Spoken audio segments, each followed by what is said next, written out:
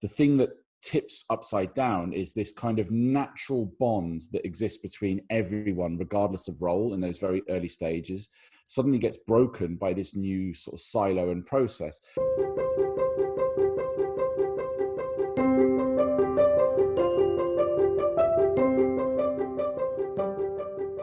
This week we're going to be talking about something which is actually quite timely for us, because it's the beginning of today marks the beginning of our financial year, and so therefore the first quarter of our financial year, and we're going to be talking about this concept of cadences.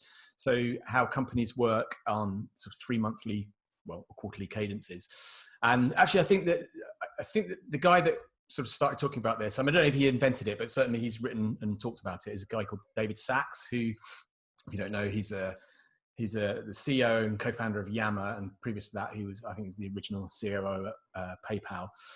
And one of the things that he's talked about in terms of SaaS companies, and this is something that's interesting to us more widely, is this kind of thing that happens when companies go from small and then start to grow, and they get sort of beyond, say, 50 people, and what happens there. And one of the things that we've talked about before is how when you're a small company, it's very easy. Everyone's very well connected to one another.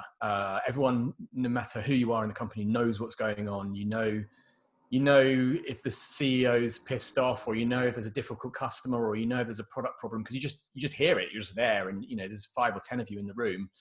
It doesn't matter what you do, you're gonna hear it. But as you get bigger, that comes harder, and departments become more siloed.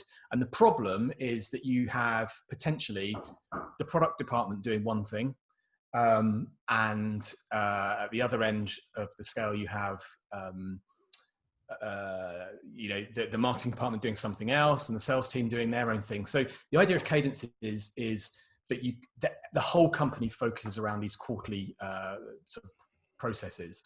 And typically what he talks about is that you have 2 calendars. One is a finance and a sales calendar, and one is a product and marketing calendar. And then you kind of snap them together. So that's what we're going to talk about today, why we've decided to do it, and how we see it working, and what we see the benefits of it being, if a little bit more than I've already discussed so far. So that's my garbled introduction to what will hopefully be. Very impressed. You must have researched that, because I was like, because we only talk about what we're going to talk about on this podcast about 5 minutes before we start recording. And even though company cadence has definitely been something I've kind of been championing, I couldn't remember a lot of what you just said, because it was about three months ago that we sort of started it. So you must have researched that, or have you? Because busy body this morning. No, it's not so. No, because I've been talking to the sales team and the finance team about. And I'm just saying, look, read this Medium blog from David Sachs. David Sachs. And just kind of trying to flesh it out a little bit more, because the key thing is that different departments have different things that they need to focus on. So, for example, the marketing department, what he talks about is like you've got your 3 months, and what you do is you have one lightning strike activity in that month, in that quarter, normally somewhere in the middle. And so you can plan for it, you do it, and then you can learn from it and plan the next quarter. So for us, this is, as I say, this is the first quarter that we're properly doing it. Last quarter we sort of introduced it, but it was more just, let's just kind of see where we go with this. But new year, new quarter. So for the marketing department, we have got a big our first customer event happening at the end of this month, actually, now, because we're now into October.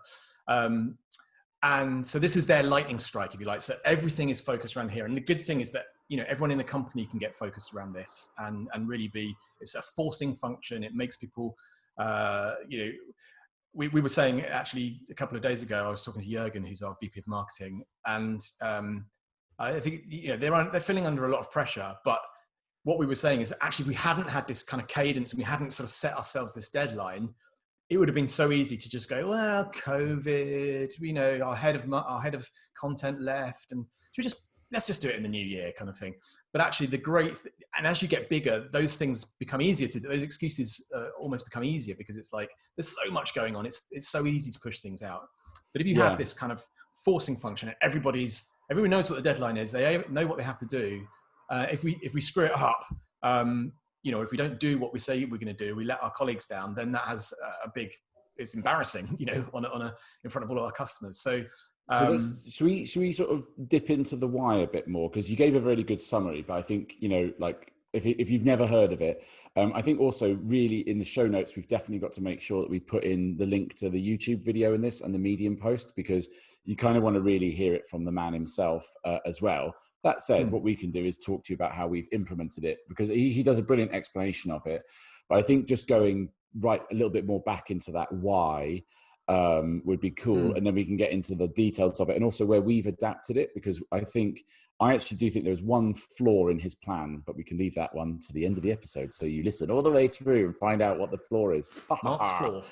Yeah, this is a way of getting the listener attention all the way through the episode.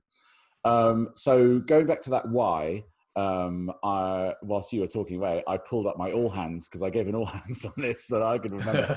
So David Sachs, this is an operating philosophy that he learned all the way back in PayPal, but then really perfected at Yammer before he sold Yammer to Microsoft. And I think it is really interesting that he talks about this really only being useful from about 50 to 500 employees, or implementing it during the 50 to 500 employee phase. So not doing it too early, because it's probably just too chaotic, the team's too small to operate in this manner. But I thought that the real irony here is that at sort of 50 to 500, strangely enough, like your org chart obviously gets broken, because previously, like, the org chart is like, could be a single individual in a department and things like that. But you start to kind of build out the structure. And whilst you're building out structure and kind of like getting everything and a bit more process and things like that into it, basically, like, as you said, like, the thing that tips upside down is this kind of natural bond that exists between everyone, regardless of role, in those very early stages, suddenly gets broken by this new sort of silo and process, which is kind of like what you're supposed to do. But then, and we witnessed this ourselves, didn't we? Like, you start to see things which, like, were never a problem before. Suddenly you're like, someone does something even amongst, say, development teams and engineering teams, because that was our biggest team. When they got broken down, you had teams working in silos where suddenly they were deploying something, but another team didn't know about it. And we're like, oh, that's not going to work because we haven't done this. And you're like, wow, why were you guys not talking to each other? And that would never have happened, a year or so or two before. We're probably about a year and a bit before, when they were all kind of one amorphous mass. And that's really interesting, isn't it? It's sort of like being punished for doing the right thing. It feels a bit wrong, doesn't it? Like, a bit like taxes. Org structure. Well, I don't know. I think taxes also has a benefit to humankind, but ask Trump. I mean, there was an instance. I can't remember specifically. There was an instance where we launched some feature, and I don't think the marketing team knew about it, or knew about it like a few days before, and it's like, oh my god, we could have done. We should have done some. Yeah, we should have been able to launch this. We should have been able to think about what collateral we were going to create, how we were going to make a bit of a splash. And that exactly. It's sort of everyone running their own race, really. And and that's kind of interesting. So basically that there's a disconnection in the organization.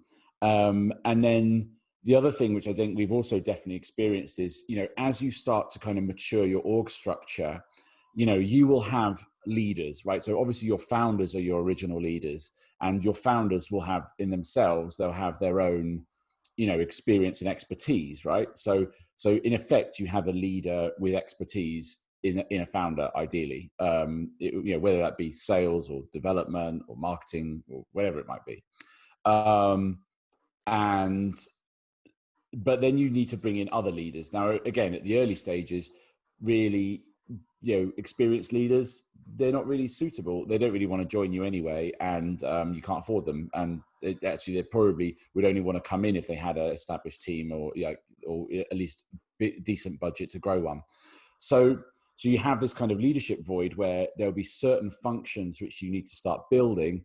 Quite frequently, it's probably something like the people function or finance function, or all sorts, really, product, whatever, but product definitely. But, therefore, like, a founder or someone either more kind of like junior will either have to step up and sort of try and lead it. And it will be probably not ideal, right? Because it's someone who just doesn't really know what they're doing, but they're trying their best. Now, sometimes someone will emerge and grow through that. Like you do get that, you get lucky where you have someone who can step up and do it. But you do basically have these like leadership voids inside of the business because, really a fully fledged leadership team is going to be somewhere between sort of, I don't know, 6 and 10 people. And you probably only have about 2 or 3.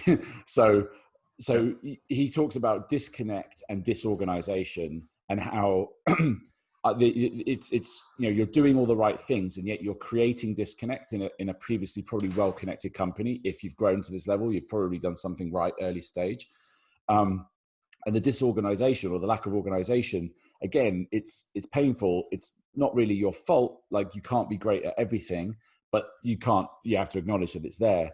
So this is like the reason for where like the kind of the Cadence steps in to help you operate in a sort of smarter way, in a more organized way, whilst you also get like flesh out leadership better. And also it kind of forces silos to start kind of thinking and working and operating together. So it's pretty good.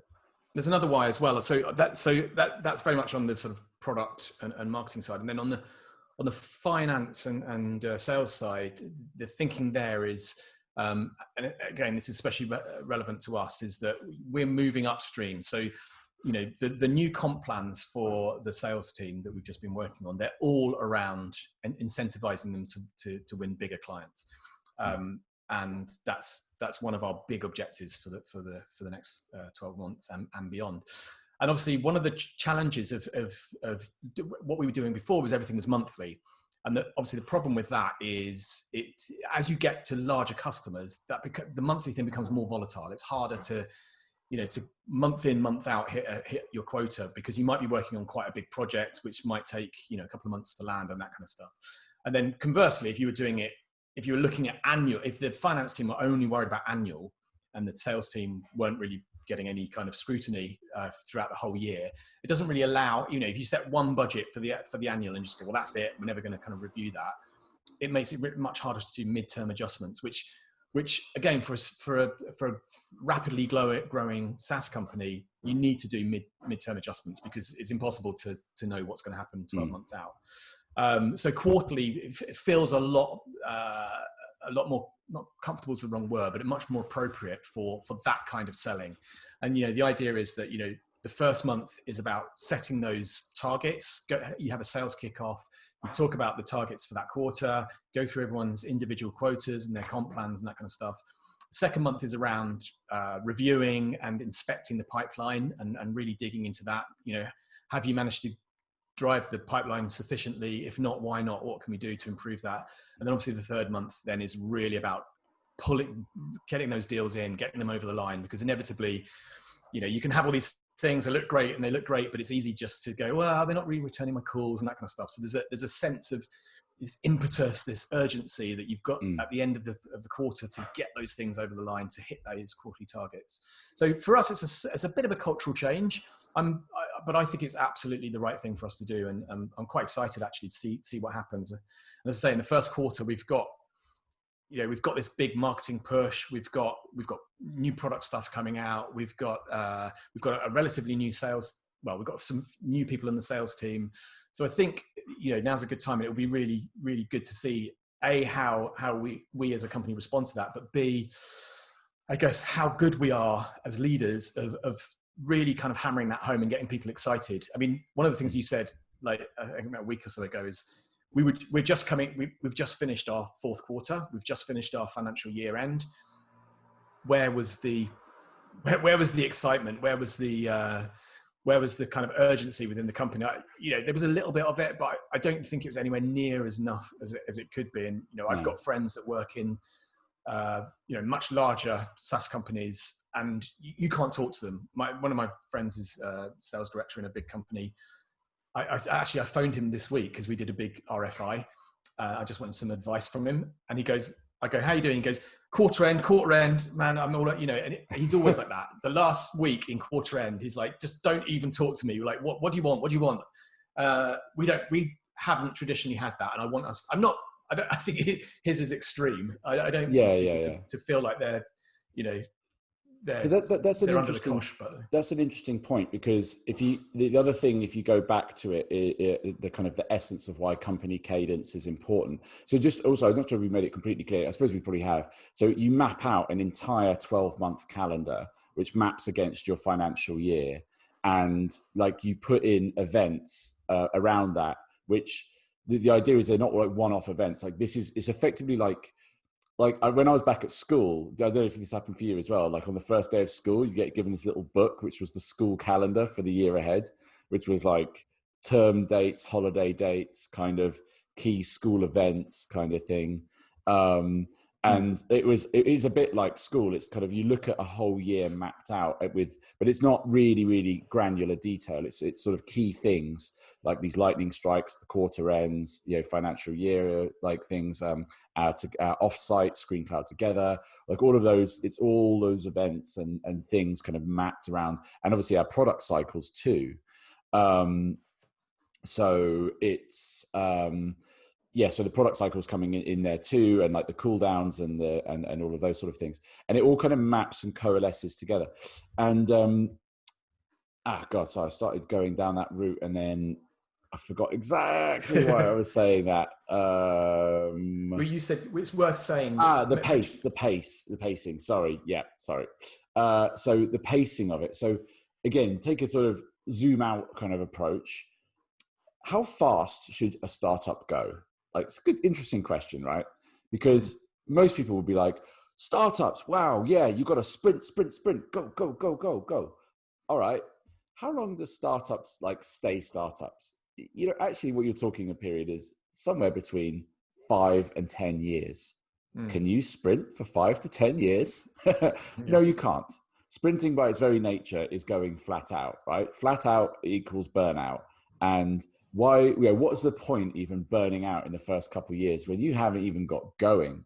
So then you could argue, all right, so it's actually closer to a marathon.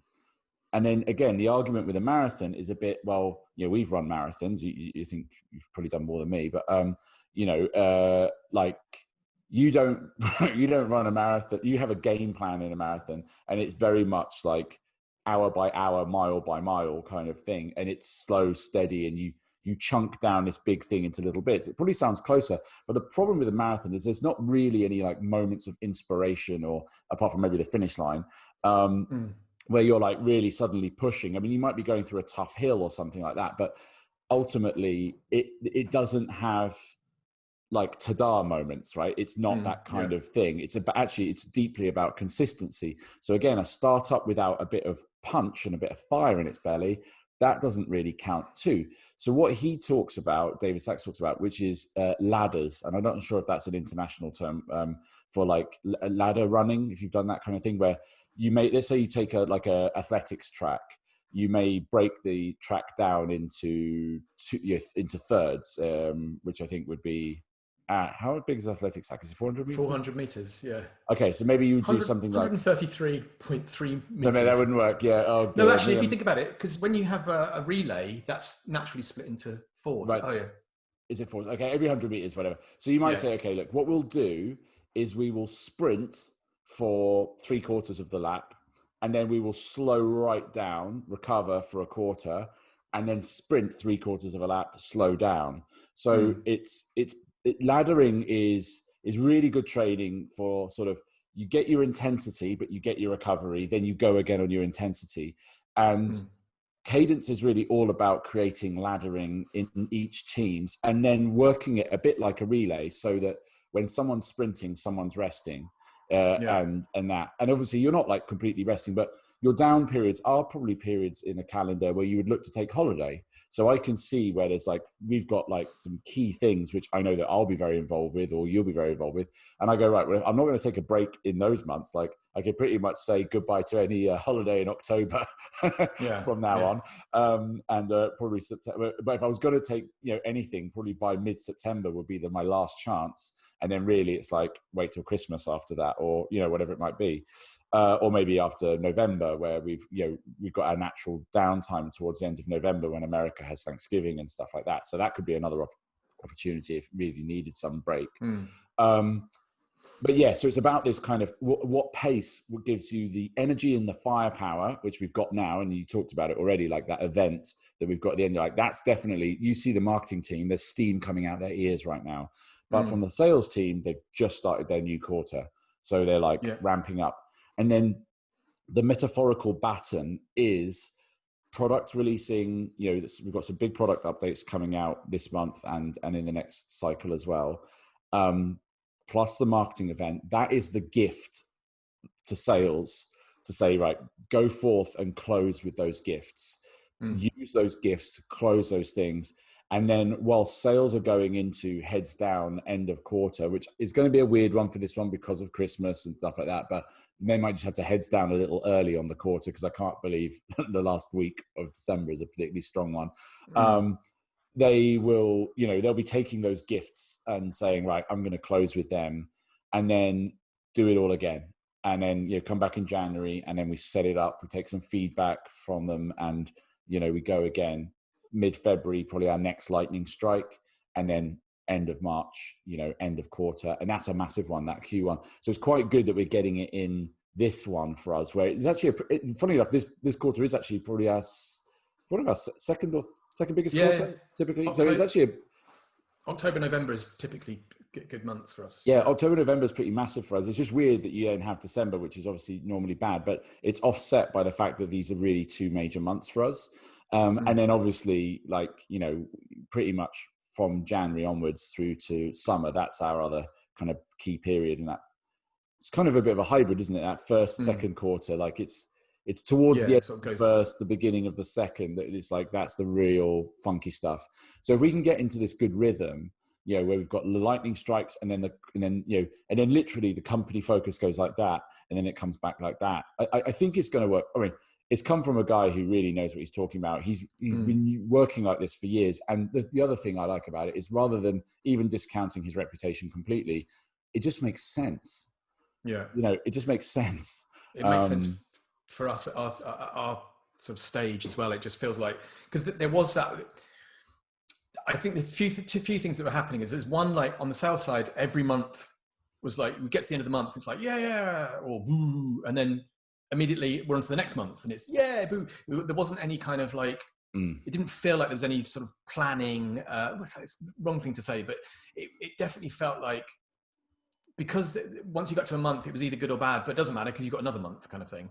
Whereas if you're quarterly, you're more kind of like... You're thinking a bit down the track, aren't you? You're thinking, it's not so far away that it's like feels kind of weird to be thinking about it, but it's long enough away to say, look, I can still influence this quite massively if I change my strategy now. I mean, that's that's why the world's settled on quarters, really, isn't it? Yeah, I think so. And on the marketing side, I think quite often it was like, not exactly firefighting, but it was just like dealing with stuff that was coming at them. Yeah. And almost not giving themselves the opportunity to sit back and, I mean, it just so coincides that we're doing this customer event because we'd always sort of planned to do it as well. But it's a great thing to do in the first quarter of us actually properly doing this. But I think it also sets the scene. So like we were having a conversation yesterday about, well, what's the big lightning strike for Q1 of 2021, Q2 in our financial year calendar. And I think actually that's a great thing for the marketing department because there is the, the ongoing stuff that they have to do, but actually if they're all working towards this one big thing that they have to do in the quarter as well, again, it's a massive team building thing for a start because it's all hands on the pump. But also I think the critical thing is, as you say, is once that's done, there's kind of permission then to kind of go, okay, well now take stock, recharge your batteries, have a little think about what you want to do for the next quarter. I mean, I was talking to Jürgen, our VP of marketing yesterday, and he was like, he's got a young child, his wife's like a baby. His wife's about to go back to his work. Wife's not like a baby. His wife's not like a baby. But their baby was born. I don't know how old he is now, 4 or 5 months, I think. So they're in that kind of period of no sleep and all that kind of stuff. And this is like a really big deal. Like he's having to do a lot of work, well, they all are in the marketing department, to get this thing over the line, the customer event, which is being called Reboot. We'll do a link to it. Very welcome to join. And it's all virtual, incidentally, obviously. but he was saying like, I am really, I'm starting to feel pretty broken. He said I'm loving it. It's great. I love this kind of pressure, but I really do need to take, a little time off after this to give my wife a little bit of respite as well, but also just to recharge my batteries. And I think that's a really important part of the cadence. And it's actually, as leaders of a company, it's something that you do have to be critically aware of, and especially at the moment where people are working remotely, and it's hard sometimes to see how stressed people are, and or whether they're stressed even. And what we don't want to do is find out when it's too late and people are going, I'm broken, I can't do this anymore, I'm feeling completely burnt out. That's the last thing that we want, is people to make themselves ill. And so I think, the beauty of this calendar, it literally shows it. It literally visually shows it. And then what we're also doing now is we're supporting all of the calendar through ScreenCloud, right? Through company TV, which is what we're finally using our product properly for our own use. And so me and my assistant, Lish, basically, we sit down each week or each couple of weeks, and we plan out what's the company cadence stuff coming in, and we plan content for that. So it's either content of like, hey, it's financial year end, so just watch out. Like, they may be a little bit overloaded right now, or the marketing team's a bit overloaded right now, but we all switch like that. So we're kind of like giving indicators to the company of just remembering who's got their sprints on and who doesn't.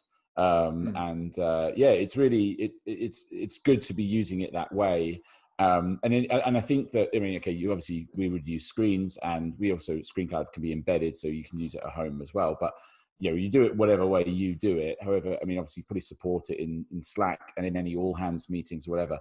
But it's all about then building up the awareness and the hype of what's going on at any time, so that people really feel it, and you feel like the unrelated parts of the company are still watching and looking at this, and are kind of feel involved in it, and feel like, and there's always something they can do, right? Like, for the event, everyone could just share the event on LinkedIn. That would help, but you got that kind of like, I'm sort of cheering from the sidelines thing, and then, and now it's me, I'm right now. And then when the spotlight's on you, you kind of expect that mutual respect from the other teams, which is like, okay, I'm on it now. Like, you support me in whatever way that can be done. And it really does have that feeling of, I say we're new to this, but it already feels like it's working. It's really, really good. It's quite a fascinating thing. And then I suppose we should add the twist, right? Like, where did we disagree with it? So the twist was I'm intrigued. Don't you remember? Remind me. Okay, yeah. So go on to test that. So his original thing was, it's his sales, marketing, product, and finance, right? Or sales and finance, product and marketing. As in, like, he only talks. So he groups sales and finance is grouped together by quarters, marketing and product are grouped together by offset quarters.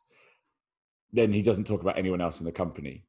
But actually, like, there are other functions in the company. So, for example, like the people team and things like that. So we've extended it out to sort of include, also, actually, we've included the leadership team, right? Like, not every department needs to have like full calendar, but the leadership team does need to get together probably twice a year in person to actually kind of go through strategy, do that kind of thing. There should be a cadence around that. The people team as well, they're not, and also teams like success, customer success and support, they feel like they're kind of, there is a bit of degree of, even things like web operations and things like, there's a degree of like everyday consistency which has to happen, but that doesn't mean that they fall out of kilter with it, because for example, our support team, they probably need to do reviews of our content and processes maybe every 6 months or every year at least. Maybe they need a kind of a team offsite. Like, when's a good time for them to have a team offsite? Well, it'd probably be a really bad time when we've got half the world, or not half the world, but as many people as we can looking at us in October, but probably don't have a team offsite. We're probably going to get, we're going to need a lot of help. And we might be getting a lot more inbound inquiries around it. So there's still cadence orders. So he only talks about those kind of 4 functions, but we've broadened it out because otherwise it sounds so exciting and interesting. And then your department is like, yeah, but you just got to keep like going regardless. It's like, Well, so that's the bit. If I ever did get a chance to sit down with this guy and never talk to him, probably never happened, but you never know. Small world and all that in the tech world. I would say, so how did you get around the fact that there's quite a lot of teams who would just feel like totally left out of this? Doesn't that feel divisive a bit? It's actually interesting because the other thing that we do as a company, I have to say we haven't done a brilliant job on this, but it's something that we're persevering with is OKRs, which obviously also have a quarterly kind of cadence. And, part of the challenge around that is if you're in the finance team or you're in customer support, for example, how do you do what's your OKR? Isn't your OKR just the same as last quarter's OKR, which is basically just do good customer support or just make sure that you do your finance on time? There's an element of like, well, how does that change? But I think it's a difficult, so obviously with product, every quarter is a new quarter. It's a new series of challenges, and with marketing as well. But having said that, there are still initiatives, as you say. So with customer support, one of the things that they've done is they've built a massive raft of collateral that they can use that's had to be written. And as you say, like there is... And videos now as well.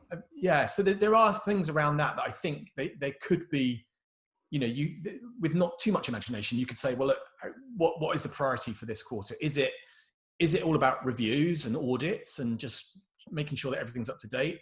Or is there something around, do you want to launch some kind of new initiative around, I don't know, or a different way of showing content? Like or analytics, and there's loads of things you can do, and I think it helps make people feel like much more. And it's not trying to create something for the sake of creating it. It's actually useful. Like your teams get better if they start to think of those objectives and things like that, even in the sort of the less obviously quarterly focused things like sales and finance. So it's I think that twist of kind of just pulling it out across the company so that everyone is involved. Then you have this just amorphous company calendar, which you can look at and you go, I literally know what my 2021 will look like. Now, I might not know about travel and things like that and all that, but I know what we will be working on. I can spot where that's happening. And obviously, it doesn't dictate what the product team will be making. It doesn't dictate what the marketing team will be doing. It just dictates that there is going to be an emphasis there, and there is an expectation of something important that we can deliver out to customers to help close out stronger quarters, and then keep that wheel of growth turning round. And that's really what it's all about. So yeah, I mean, I guess we'll keep people up to date as to how this goes and rolls out. But it's quite exciting. It feels right. It's not that hard to implement, although I would say it definitely requires a bit of a champion. And also it requires everyone to get on board with it, because if you don't start well, I don't think you really get into it. So you've really got to plan it out, go for it, communicate it really, really well, and just be insistent, because you are moving to a new way of working. So last week, I had a little bit of a hump on the end of quarter, just felt a bit like, and I was like, well, okay, it sort of was our first quarter of Cadence, but it kind of wasn't. We were sort of just getting in. But I made a very big point last week. Is right, it is October the 1st today. Boom, Cadence on.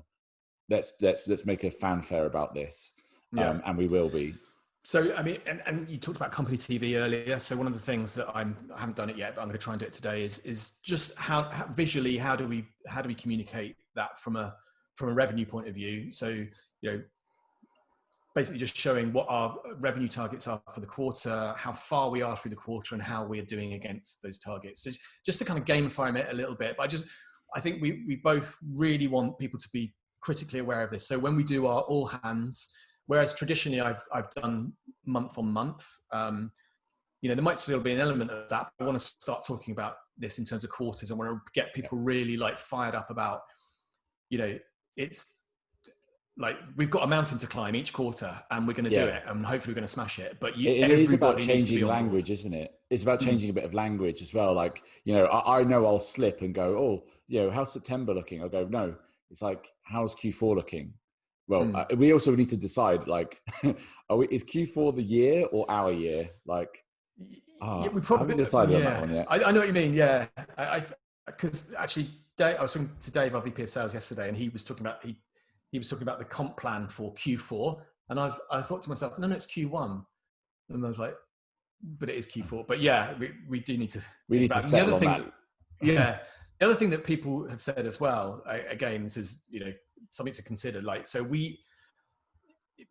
our Q1 finishes at the end of December, and a lot of people have said actually you should probably do it so your Q1 finishes at the end of January, because well, firstly, Christmas gets in the way, and secondly, there's that little bit of when you start talking to enterprise, you have that little bit of gaming that people have. It's like, it's the end of your quarter, so I can probably play hard ass on negotiating a much better deal because I know that you're probably desperate to finish the quarter on a high. So not one for now, and not probably one. Yeah, for, changing financial years and But I mean, you've got to have some compromise on these sort of things. I mean, it might turn out that things like that are critical, but we can report back on that in this wonderful podcast. So maybe we should do like a review of Cadence maybe in 6 months' time and be like, right, here's truly what we've learned. Like what we told you right now is like how to get things set up in a way that seems to work, and we've started. So we're a little bit through it, but we haven't really seen the results of it yet. We're feeling good results, but it's still a feeling. So I think in about 6 months' time, we should come back to this and really go, okay, we've done 2 quarters now. What didn't work? Yeah. Well, where did we get to? Yeah, cool. Should we wrap it there? Yeah, sounds good. Take care, everybody.